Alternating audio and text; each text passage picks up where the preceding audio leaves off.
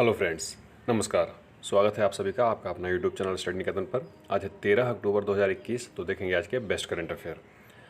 पहला important article है world arthritis day से रिलेटेड। तो ये डे बनाया जाता है जी प्रत्येक वर्ष 12 अक्टूबर को to raise awareness about arthritis and inflammatory condition that cause pain and stiffness in joints that can worsen with age. तो ये जहाँ जोड़ होता है पैरों में या फिर हाथों में, जहाँ हड्डियों का जोड़ होता है, वहाँ पर ये प्रॉब्लम्स होती है जी। और ये डे स्टार्ट किया गया था ARI के द्वारा 1996 में to spread awareness about this disease. ठीक है, इस वर्ष का थीम है don't delay connect today time to work. ठीक है ना, तो ये आपको पता होना चाहिए और कहाँ पर ये प्रॉब्लम्स होती है ये भी पता होना चाहिए। इससे रिलेटेड आप एक फ़ोटो देख लें। आगे बढ़ते हैं। The custodian of trust a bankers memoir. तो ये एक किताब है जिसका नाम दिया गया है जी। ये किताब former chairman of state bank of India SBI के रजनीश कुमार जी को आप जानते हैं, उन्होंने कम आउट किया है इस किताब को। ये बुक है जो पब्लिश किया गया है पेंगुइन रैंडम हाउस इंडिया के द्वारा। जनरली ये जो पब्लिकेशन है किताबें, इस तरह की किताबें छापती है जी। It gave a rare insight of how the financial system in our country works. ठीक है, और आपको ये पता होना चाहिए किताब का नाम और राइटर, वेरी इंपॉर्टेंट, एग्जाम में पूछा जा सकता है। ठीक है, आप एक रजनीश कुमार जी का फ़ोटो देख लीजिए और बगल में इनका ये किताब है जी। ठीक है, चलिए अगला आर्टिकल है देश को मेंटर।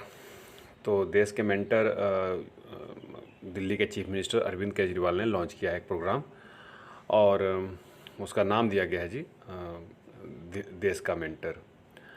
देश के mentor programme entails adopting 1 to 10 government school students who can be mentored by citizens who are successful in their respective fields. ठीक है, दिल्ली गवर्नमेंट ने इसे अगस्त में अनाउंस किया था। बॉलीवुड एक्टर सोनू सूद को ब्रांड एम्बेसडर बनाया था इस प्रोग्राम का। ठीक है, ये केजरीवाल जी हैं। और अब मैं बताता हूँ दिल्ली के बारे में।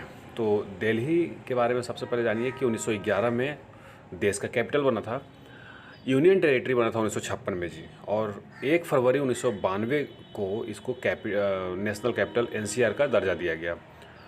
कैपिटल न्यू दिल्ली है और 11 यहाँ पर ज़िले हैं जी। और लेफ्टिनेंट गवर्नर यहाँ के अनिल बैजल हैं। अरविंद केजरीवाल CM हैं जिनका आपने फ़ोटो देखा। मनीष सिसोदिया डिप्टी CM है जी। 70 सीटें यहाँ लेजिस्लेटिव असेंबली में हैं, 3 सीटें राज्यसभा में और 7 सीटें लोकसभा में हैं। कन्याकुमारी क्लोब एक प्रकार के लौंग है। ठीक है, और इसको दिया गया है जी GI टैग, यानी कि जोग्राफिकल इंडिकेशन टैग। ये कन्याकुमारी क्लोब का मैं फ़ोटो दिखाऊँगा। ये कन्याकुमारी डिस्ट्रिक्ट तमिलनाडु में ग्रोन होता है। ठीक है ना, तो इसका जो प्रोडक्शन है करीब 1100 मेट्रिक टन होता है जी। और 1000 मेट्रिक टन तमिलनाडु में अकेले ही हो जाता है। तो समझिए कि से वो वहाँ के लोकल प्रोडक्ट ही हो गया। और उसमें से 750 मेट्रिक टन जो होता है सिर्फ कन्याकुमारी डिस्ट्रिक्ट में होता है। ठीक है, इसलिए इसको GI टैग दिया गया है। आप इस लौंग का एक फ़ोटो देख लीजिए। और अब मैं बताऊँगा आपको तमिलनाडु के बारे में। तो तमिलनाडु 26 जनवरी 1950 को फॉर्मेशन हुआ था। चेन्नई इसका कैपिटल था। वैसे पहले नाम इसका मद्रास, उसके बाद तमिलनाडु पड़ा था। डिस्ट्रिक्ट यहाँ 38 है जी। RN रवि गवर्नर हैं। MK स्टालिन यहाँ के चीफ मिनिस्टर हैं।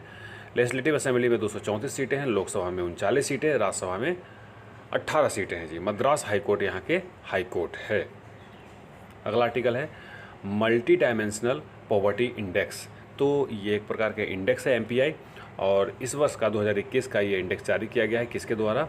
Jointly release by UNDP and Oxford poverty and human development initiative OPHI। तो आपको ये पता होना चाहिए कि UNDP और OPHI द्वारा मिलकर के ये मल्टी डायमेंशनल पॉवर्टी इंडेक्स निकाला जाता है जी। ये the report provides estimates on multidimensional poverty across 109 developing countries with data from survey ranging 2009 to 2019-20। ठीक है, 26 इसमें कंट्री जो हैं वो लो इनकम में है, 80 मिडिल में और 3 हाई में है जी। ठीक है, तो ये आपको पता होना चाहिए। इससे रिलेटेड आप फोटो देख रहे होंगे। आगे बढ़ेंगे। चीफ इकोनॉमिक एडवाइज़र, तो आप इनका नाम जानते होंगे, KV सुब्रमण्यम। ठीक है, इन्होंने डिसाइड किया है रिज़ाइन करने का जी। तो इनको 3 साल के लिए फाइनेंस मिनिस्ट्री द्वारा अपॉइंट किया गया था।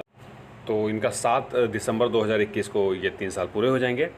और मैं बता देता हूँ कि इनसे पहले अरविंद सुब्रमण्यम थे इकोनॉमिक एडवाइज़र, उन्होंने भी स्टेप डाउन किया था, मतलब रिज़ाइन किए थे। और उसके 5 महीने बाद इनको अपॉइंट किया गया था। ठीक है, आप फोटो में देख रहे होंगे। तो जब कोई इंस्टीट्यूशन के जो एडवाइज़र होते हैं वो अगर स्टेप डाउन कर रहे हैं तो आपको पता होना चाहिए इनका नाम। अगला आर्टिकल है माई पोर्ट ऐप। तो सेंट्रल गवर्नमेंट ने लॉन्च किया है माई पोर्ट ऐप। काहे के लिए, कहाँ किया है, पहले तो कोलकाता में किया है। काहे के लिए किया है, for digital monitoring of port operation.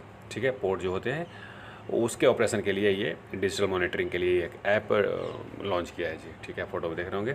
It has been launched for promoting transparency and provide port related information. ठीक है, it includes all fact about the port digitally. तो सब आपको इस ऐप पे दिख जाएगा जी। अगला आर्टिकल है under 17 women's world cup India 2020। तो आपको बता देता हूँ कि फीफा का अंडर 17 वुमेन वर्ल्ड कप जो है इंडिया में होने वाला है। तो उसका ऑफिशियल मैस्कट फीफा ने लॉन्च किया है जी। और वो क्या है, वो है ईवा नाम दिया गया है। वो एक एशियाटिक लायनेस है जो रिप्रेजेंट करता है वुमेन पावर को। ठीक है, क्योंकि वुमेंस वर्ल्ड कप ही है। ये टूर्नामेंट अगले साल 11 से 30 अक्टूबर तक चलेगा, मतलब ठीक 1 साल बाद।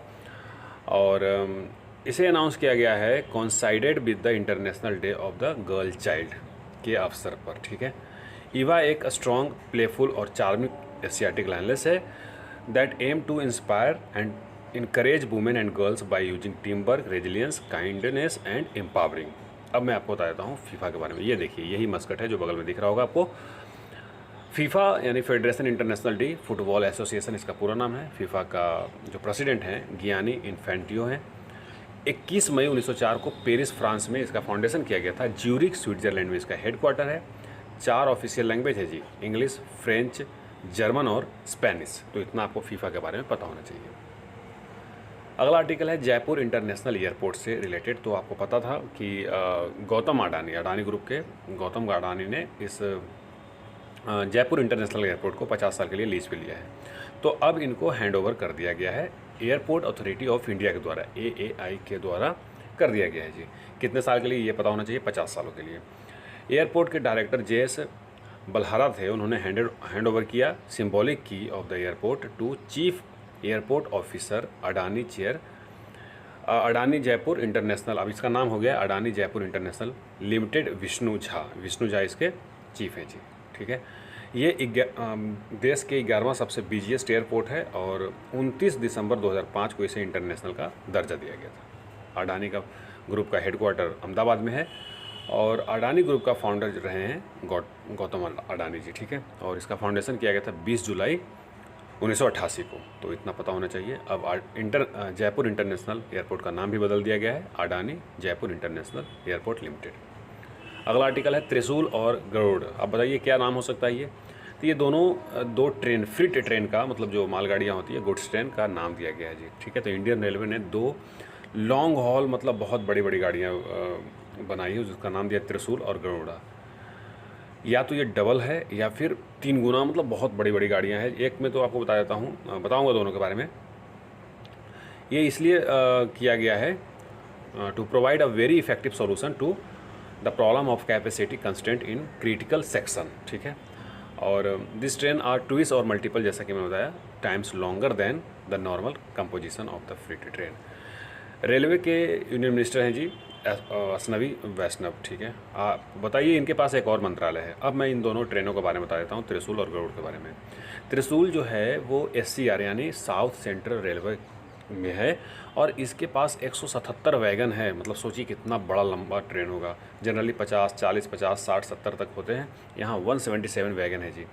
इक्वल टू 3 फ्रीट ट्रेन, मतलब 3 गुना, मतलब 3 गुना लंबी ये गाड़ी है। ये लॉन्च किया गया है कोंदापल्ली स्टेशन विजयवाड़ा डिवीज़न में और खुदरा डिवीज़न ECOR मतलब ईस्ट कोस्ट रेलवे। दूसरा है जो गरुड़ा है वो रायचूर में किया गया है जी, गुंटाकल डिवीज़न मंगुगुरु ठीक है, मानू गुरु जो कि सिकंदराबाद डिवीज़न में पड़ता है, तो आपको दोनों ट्रेनों के बारे में पता होना चाहिए, ठीक है ना। चलिए, ये जनरली एम्प्टी ओपन वैगन रहेगा कोल भरवाने के लिए, ठीक है। चलिए, तो आज के लिए बस इतना ही। अब मुझे दीजिए इजाज़त। आप सभी का बहुत बहुत धन्यवाद।